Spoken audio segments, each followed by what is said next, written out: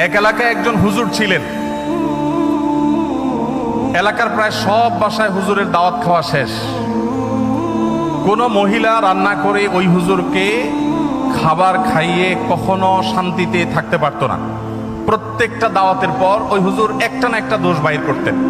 হয় এখানে লবণ একটু কম হয়েছে, না হলে ওখানে হলুদটা একটু কম হয়েছে, কালারটা একটু ত্রুটি আছে, কোনো না কোনো দোষ তিনি ধরতেন। সে এলাকায় একজন শিক্ষিত পুত্রবধূ এলেন বাহির থেকে। আসার পর তিনি এই হুজুর সম্পর্কে যখন ধারণা পেলেন যে একজন হুজুর আছেন, এই হুজুরের কেউ খাইয়ে সন্তুষ্ট করতে পারেন না, উনি একটা না একটা দোষ ধরেন। যদিও হুজুর মানুষ দোষ ধরার কথা না, নবী সাল্লাল্লাহু আলাইহি ওয়াসাল্লাম সুন্নাহর খেলাফ।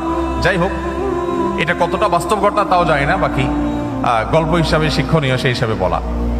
তো পরে ওই শিক্ষিত পুত্রবধূ তিনি হুজুরের সমস্ত দোষগুলোর তালিকা করলেন যে উনি কোন কোন দোষ ধরেন সাধারণত। সবগুলোকে নোট করে এমনভাবে একটা